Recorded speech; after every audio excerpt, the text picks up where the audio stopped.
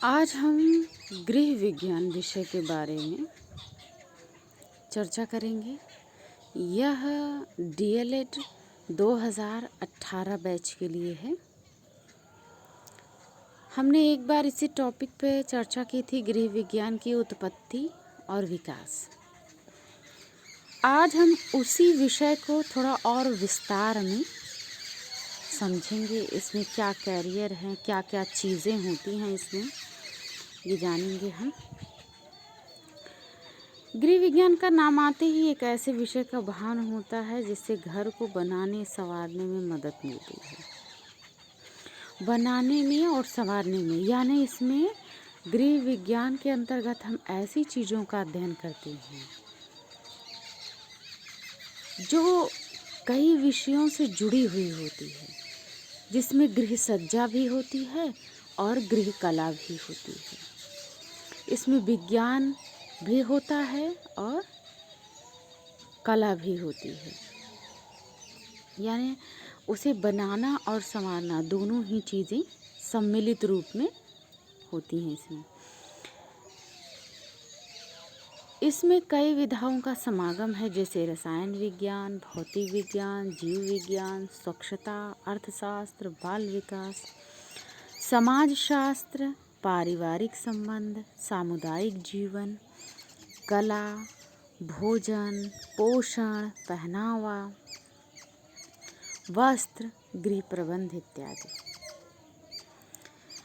इतने सारे जो पहलू हैं वो गृह विज्ञान के अंतर्गत आते हैं। यानी हम कहें कि गृह विज्ञान एक विविध प्रकार के विज्ञानों का समावेश है। गृह विज्ञान का कैरियर आज की प्रगतिशील व आधुनिक ख्यालों वाली महिलाओं के लिए एक आदर्श कैरियर भी है।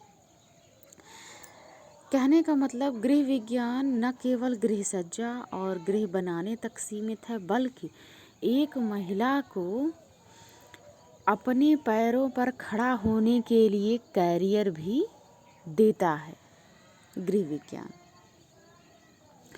इसके 5 अंग जो हैं, खाद्य एवं पोषण, संसाधन प्रबंधन, मानव विकास, वस्त्र विज्ञान और संचार, इसमें किसी में भी विशेषज्ञता हासिल कर हम अपना कैरियर बना सकते हैं। गृह विज्ञान का अर्थ एक बार समझ लें। गृह विज्ञान अथवा घर का विज्ञान, जिसमें हम घर में विभिन्न वैज्ञानिक उपकरणों के द्वारा समय का सदुपयोग करते हुए कार्य करते हैं, उसे सजाने, संवारने और बनाने का कार्य करते हैं। यह है हमारा गृह विज्ञान। गृह विज्ञान आपको किसी भी वस्तु के उपयोग की कला सिखाता है, जिससे कि संपूर्ण सुव्यवस्था, सुंदरता और आनंदमयी वातावरण का निर्माण किया जा सके। इसके साथ ही यह कार्यों के बारे में भी बताता है। इसमें जो कि विज्ञान समावेशित है, इसलिए ये पोषक तत्वों को किस प्रकार का भोजन बनना चाहिए, भोजन किन भोजनों में या किस प्रकार के भोजन में कौन सा पोषक तत्व पाया जाता है, किस उम्र के व्यक्ति को कितनी मात्रा में ऊर्जा लेनी चाहिए, कौन कौन से पोषक तत्व उसके किस किस मात्रा में होनी चाहिए, कितनी बार डाइट करनी चाहिए और कितनी मात्रा में क्या चीज़ लेनी चाहिए, इन सारे विविध पहलुओं पर हमारा गृह विज्ञान बताता है। इसके अलावा आहार एवं पोषण विज्ञान, संसाधन प्रबंधन, वस्त्र तथा सूत विज्ञान, मानव विकास, शिक्षा तथा विस्तार, इन सभी पर विस्तृत रूप से बताता है। यानी इसके जो ये 5 अंग हैं, यह विस्तृत रूप से पूरे जीवन शैली को समझने में, जीवन को बनाने में या घर के बनाने में उपयोगी होते हैं।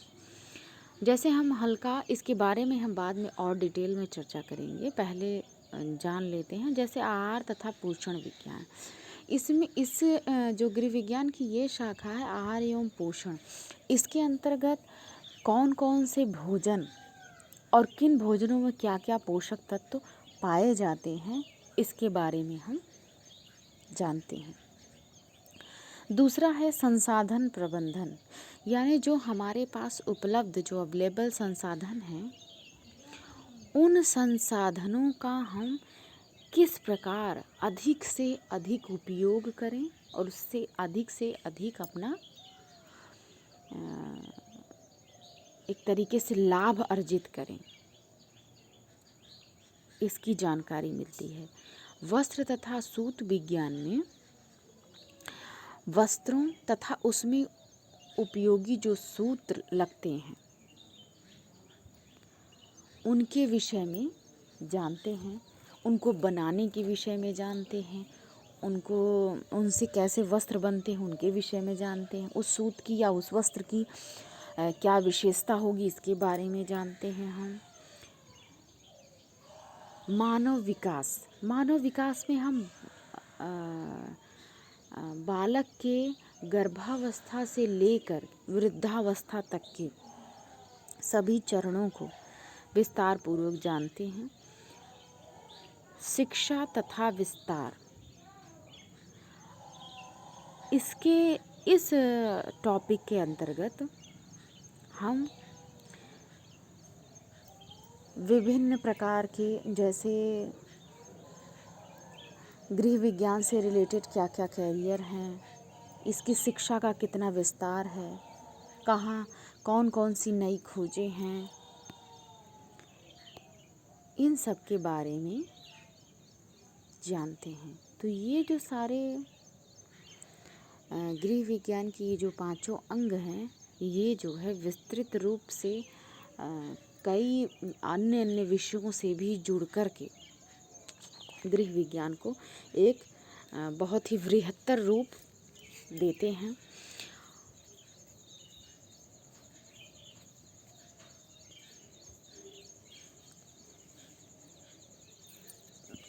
हम बाल विकास और आहार एवं पोषण विज्ञान, यह इसका महत्वपूर्ण 2 पार्ट हैं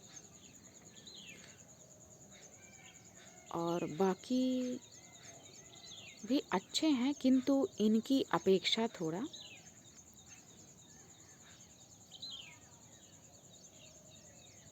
कम है।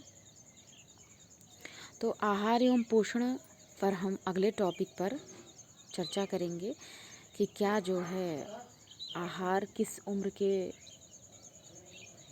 लोगों को लेना चाहिए और उनके आहार में किन किन पोषक तत्वों का समावेश होना चाहिए, कौन कौन से पोषक तत्व होते हैं।